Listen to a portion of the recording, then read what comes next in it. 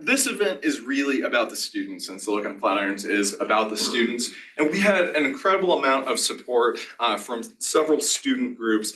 I want to shout out the Silicon Flatiron student group, but also the Women's Law Caucus, the Colorado Technology Law Journal, the Corey Wise Innocence Project, the Women of Color Collective, If, When, How, and the Colorado Disability Justice Alliance, and even the Silicon Flatirons undergraduate student group got involved in the planning for this event. So we're grateful to all of you for taking part, and you'll hear from them later today. And then last but not least, I want to thank all of my colleagues from here at the law school and across campus. This event, if we're being honest, was an excuse for us all to get together and have some fun conversations. So Vivek Krishnamurthy, Casey Fiesler, Gabrielle Daly, Harry Surden, Margot Kaminsky, Scott Skinner Thompson, and our former colleague and still colleague Paul Ohm, coming out from Georgetown. Welcome back, Paul. We forgive you. But last but not least, happy to welcome back Meg Jones, who is the mastermind of this whole project. Meg is Provost Distinguished Associate Professor in the Communication, Culture, and Technology program at Georgetown, where she researches rules and technological change with a focus on privacy and automation. She is the co-editor of Feminist, Cyberlaw. But most importantly on Meg's resume, or CV, she earned her PhD in Technology, Media, and Society from the Atlas Institute right here at CU. So Meg, welcome back. We're so happy you're here and looking forward to the conversation today. Welcome you up to give us some introductory remarks. Thank you so much, Blake. I am thrilled to be here in Boulder talking about feminist cyber law. The one I was saying last night, it feels a little bit like Margot's here. It feels a little bit like the universe is not feeling feminism this week, but we will do our best. Celebrating and furthering feminist cyber law here is important to me both personally and academically. It is a homecoming for both. Personally, I came to CU Boulder to pursue a PhD at Atlas, like Blake said, in internet law stuff. I really did not know what I was doing. After taking one class at my law school that was just about interdisciplinarity. I really did not know what I was doing, and only by accident and fate did I end up at one of the homes of cyber law, and the incredible people at CU welcomed me into that home. So here I took courses with the great Sal Hatfield and the preeminent Bill Weiser and the incomparable Harry Surden. I worked here in Silicon Flatirons as the AV student, and I watched every single talk and gathering and symposium that passed through here, including Brad's wild startup nights, which were some of my favorites. But just being here, I absorbed every important piece of writing, every big idea that was coming out of this space, and many of them came from Boulder itself. I also found my way to Paul Ohm eventually, who is fine, and turned me into a privacy scholar. Paul and I have worked together for so long now that we do these introductions together all the time, and I always want to say something new, but I'm really running out of ways to say how important he is to me, again, personally and academically. But since I'm playing with this house metaphor, if cyber law and the intellectual community is a home and the house caught fire, Paul would be the thing I ran into to get and pull out of the flames. That's new, right? Before. While training with Paul here at CU Boulder, he helped me to be embraced by the privacy law scholars community, where years later and years ago, Amanda Lewandowski and I held the first feminist cyber law event.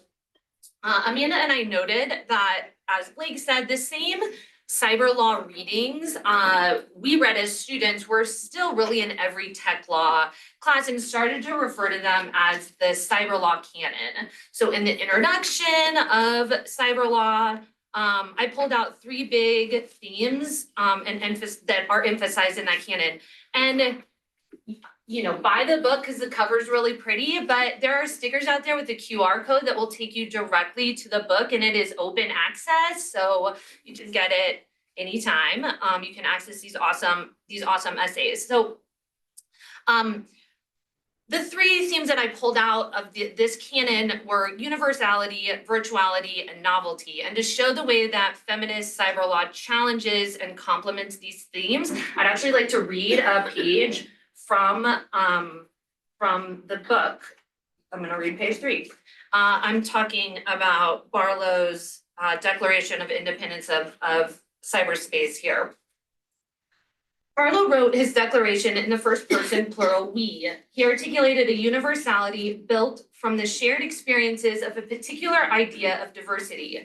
He declared, "We are creating a world that all may enter without privilege or prejudice, accorded by race, economic power, military force, or station of birth. Your legal concepts of property, expression, identity, movement, and context do not apply to us."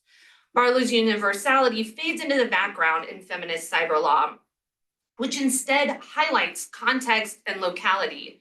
The recognition of unique experiences and relationships to legal concepts in cyberspace is significant to feminist cyber law.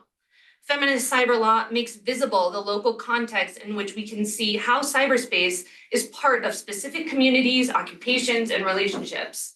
When we hear the stories of those centered in feminist cyber law, the narratives change the way we see the world. In doing so, feminist cyber law scholars pursue an ever wider we. Barlow contends cyberspace is a world that is both everywhere and nowhere, but is not where bodies live. Lessig further explored, this is Lawrence Lessig's code, Lawrence Lessig further explored that nowhere everywhere place, comparing the design elements of cyberspaces to the layouts of physical environments.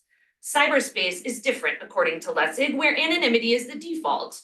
Relieving itself of these virtual versus meat space analogies and placing anonymity on an ever-present spectrum, feminist cyber law emphasizes actual materiality and bodies.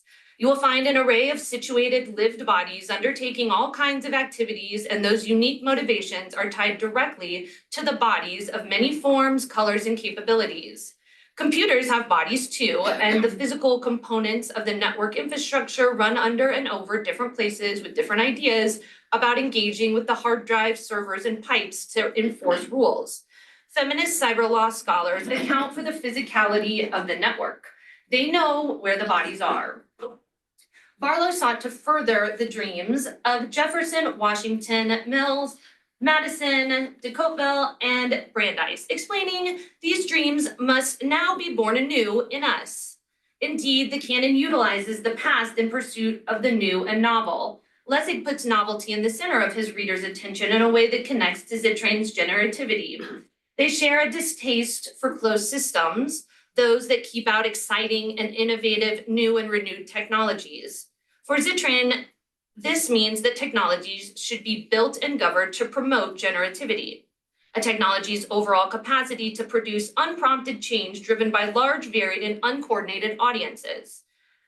The feminist cyber law authors do not discard novelty, but reestablish a legacy of novel uses, hacks, and appropriations from communities overlooked, discarded, and misunderstood by Silicon Valley and its imitators. Feminist cyber law voices pull us back to note the legacies of excellence and oppression found in our most essential social institutions and invisible innovators. So only when we read these essays all together do these themes surface. So we asked the authors to contribute essays, but I didn't see the massive shift, the massive contribution that had taken place until I read the essays together. And then it became so obvious what the contributions were and how important they were now. So I'm so happy today to spend more time on feminist cyber law work that's currently being done here at Boulder now. Thank you so much to Silicon Flatirons for hosting this and to all the thinkers who have made time during this very weird time to be together.